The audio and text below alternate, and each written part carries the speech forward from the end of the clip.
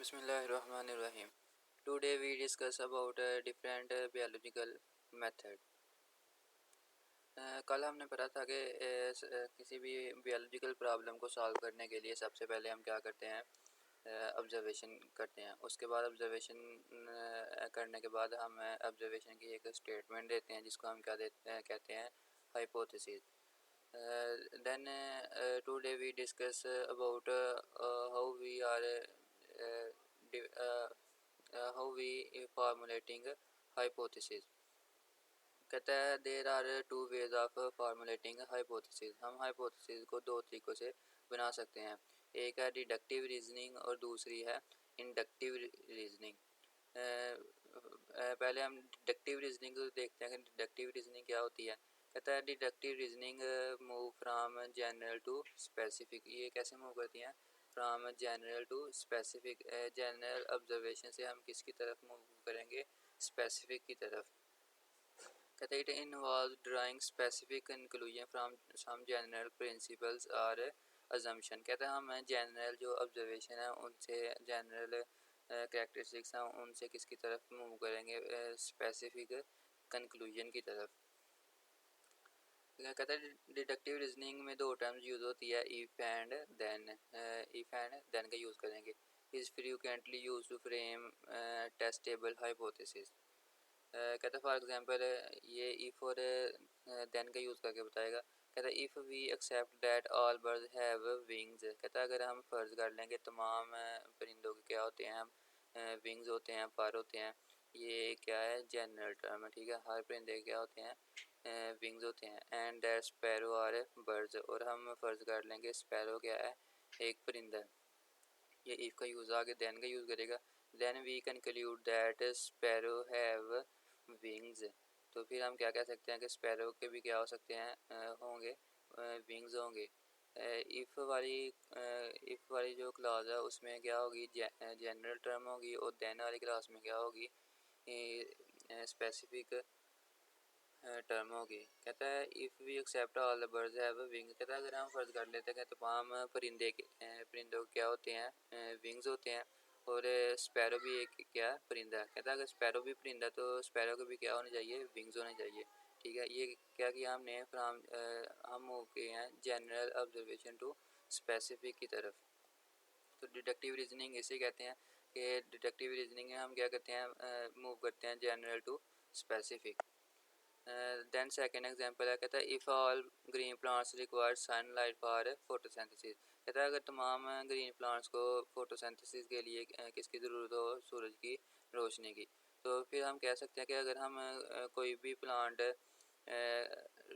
अंधेरे में रख देते हैं, डार्क पोजीशन में रख देते हैं, तो वो फोटोसिंथेसिस नहीं करेगा, ठीक है। फोटोसिंथेसिस नहीं होगी तो ग्लूकोज भी नहीं बनेगा। Then we discuss about inductive reasoning. Inductive reasoning deductive reasoning के अपोजिट है। कहता है इंडक्टिव रीजनिंग में हम मूव करते हैं फ्राम स्पेसिफिक टू जनरल, ठीक है। कैसे मूव करते हैं, फ्राम स्पेसिफिक टू जनरल।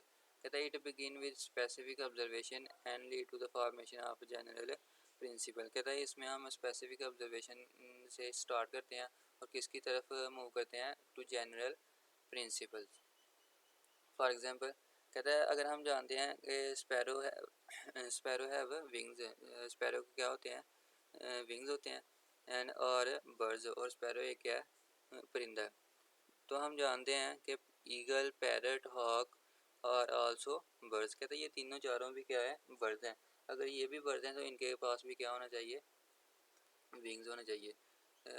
ये स्पेसिफिक किया था हमने कि स्पैरो एक क्या है, परिंदा है, इसके पास क्या होते हैं, विंग्स। स्पैरो हमें एक मखसूस स्पीशीज़ काट ली है, तो इसलिए ये क्या हो गया, स्पेसिफिक हो गया। तो अब हम मूव करेंगे जनरल की तरफ कि तुम अगर ये स्पैरो एक परिंदा है और उसके पास क्या होते हैं, विंग्स होते हैं, तो ये तमाम भी क्या हैं, बर्ड्स हैं, तो इनके पास भी क्या होने चाहिए, विंग्स होने चाहिए।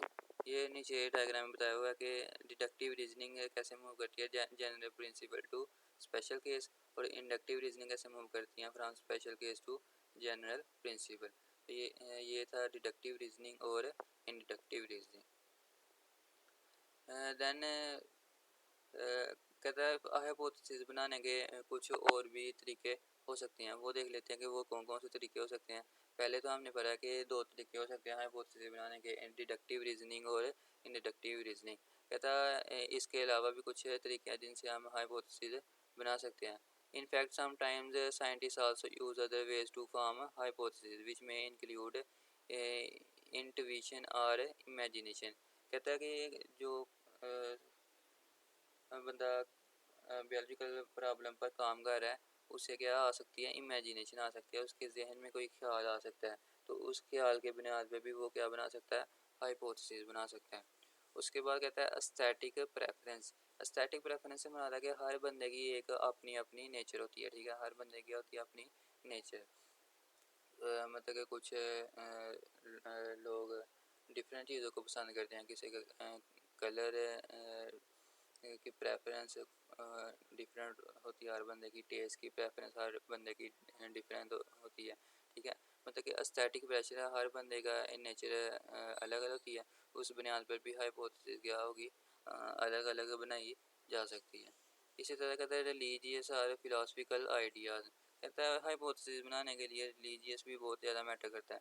मतलब कि हम लोग मुसलमान हैं, तो हमारी हाइपोथेसिस किसको ज़्यादा फॉलो करेगी, प्रिंसिपल ऑफ इस्लाम को, ठीक है। इसी तरह क्रिश्चियन या दूसरे यहूद इंसारा वगैरह, उनकी प्रेफरेंस उनके रिलीजन के हिसाब से होगी, तो वो हाइपोथेसिस भी उससे रिलेटेड ही बनाएंगे जो उनके जो दीन है उनको फॉलो कर रही हो।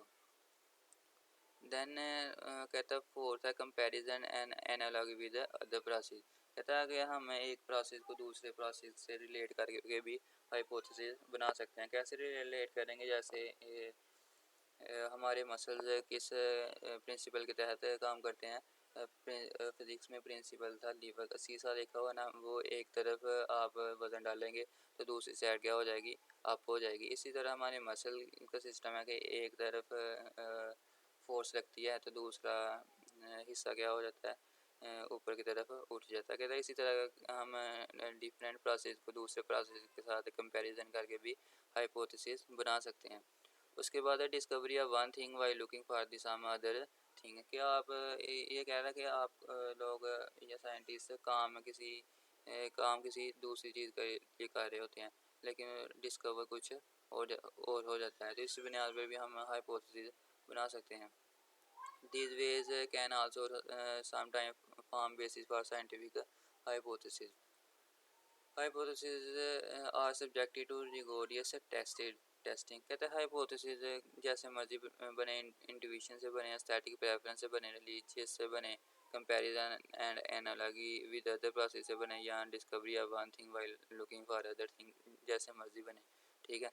तो जैसे मर्जी बने, लेकिन वो प्रूव उसी टाइम होगी जब उस पर टेस्ट किए जाएंगे और वो उन टेस्ट पर क्या करेगी, पूरा उतरेगी।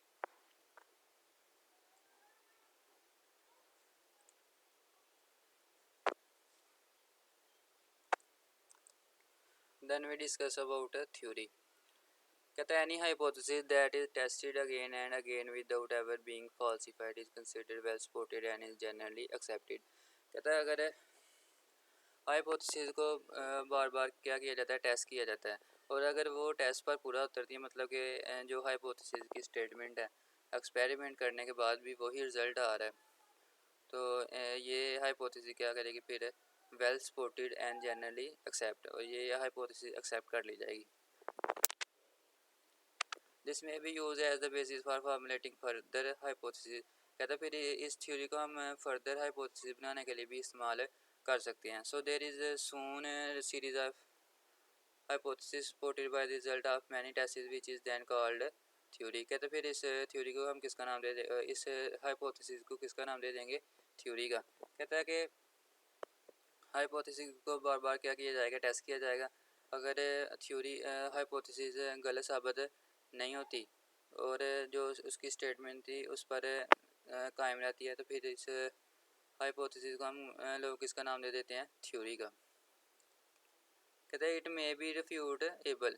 ये बाद में कुछ अर्से बाद, 50 साल बाद या 70-80 साल बाद या 100 साल बाद ये क्या हो सकती है, गलत साबित हो सकती है। इसके थ्योरी के गलत होने के गलत साबित होने के चांसेस मौजूद हैं।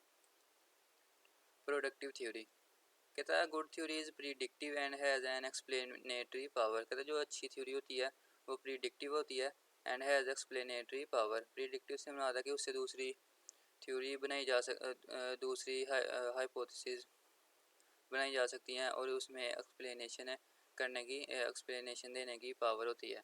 One of the most important feature of good theory is that it may suggest new and different hypothesis कि ये थ्योरी न्यू और डिफरेंट हाइपोथेसिस देने की सलाहियत रखती है। ऐसी थ्योरी को हम किसका नाम देते हैं, प्रोडक्टिव थ्योरी। ठीक है, कहते हैं ऐसी थ्योरी जो प्रिडिक्टिव हो और एक्सप्लेनेटरी हो और उसे हम न्यू एंड डिफरेंट हाइपोथेसिस बना सकें, ऐसी थ्योरी को किसका नाम देते हैं, प्रोडक्टिव थ्योरी।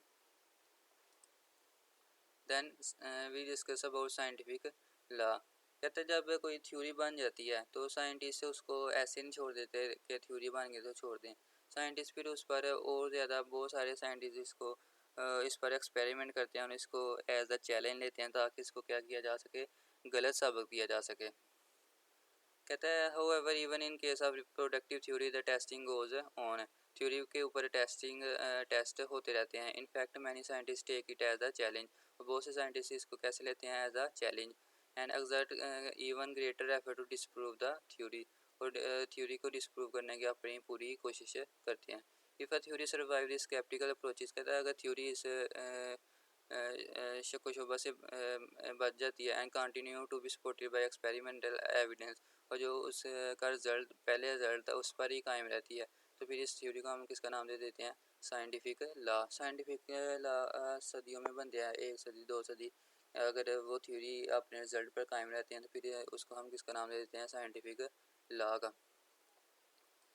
कहता है scientific law is scientific law की कुछ करेक्टरिस्टिक्स हैं। कहते हैं ये यूनिफॉर्म होती है या कांस्टेंट फैक्ट ऑफ नेचर होती है। मतलब कि साइंटिफिक लॉ ये साइंटिफिक लॉ आना था। साइंटिफिक लॉ क्या होता है, यूनिफॉर्म होता है, कांस्टेंट होता है, ये चेंज नहीं होता, ये गलत साबित नहीं हो सकता। ठीक है, लॉ गलत साबित नहीं हो सकता। It is virtually irrefutable theory. कहता है ये इररिफ्यूटेबल, ये गलत साबित नहीं हो सकता। ठीक है, साइंटिफिक लॉ गलत साबित नहीं हो सकता। Biology is a short in laws because of elusive nature of life. कहता है बायोलॉजी में लॉज बहुत कम होते हैं। ठीक है, लॉज बहुत कम होते हैं।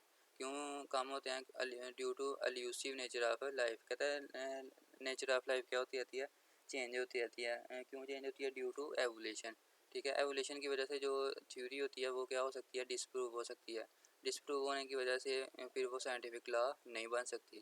कहता है बायोलॉजी में लॉ, साइंटिफिक लॉ बहुत कम होते हैं। कुछ एग्जांपल है साइंटिफिक लॉ की, for example Hardy-Weinberg law and Mendel law of inheritance. ये डायग्राम दिखाई हुई है कि सबसे पहले हम ऑब्जर्वेशन करते हैं। बायोलॉजिकल प्रॉब्लम को सॉल्व करने के लिए क्या करते हैं, सबसे पहले ऑब्जर्वेशन, फिर क्या करते हैं, हाइपोथेसिस बनाते हैं। हाइपोथेसिस बनाने के 2-3 तरीके हैं, डिडक्टिव रीजनिंग और इंडक्टिव रीजनिंग। कहते हैं जब हाइपोथेसिस पर टेस्ट किए जाते हैं तो टेस्ट में भी वो अपने रिजल्ट वही शो करती है, तो फिर वो क्या बन जाती है, थ्योरी बन जाती है। और थ्योरी पर भी बहुत सारे टेस्ट किए जाते हैं, और अगर वो अपने रिज़ल्ट पर उसका रिज़ल्ट चेंज नहीं होता, वही रहता है, तो फिर वो क्या बन जाता है, लॉ बन जाता है। रेफरेंस गुजरावाला बोर्ड या Lahore board, biology first year, page number 9 और 10। असाइनमेंट है आज के लिए, difference between deductive reasoning and inductive reasoning, और दूसरा क्वेश्चन है difference between theory and law. Thank you, this is all about today lecture.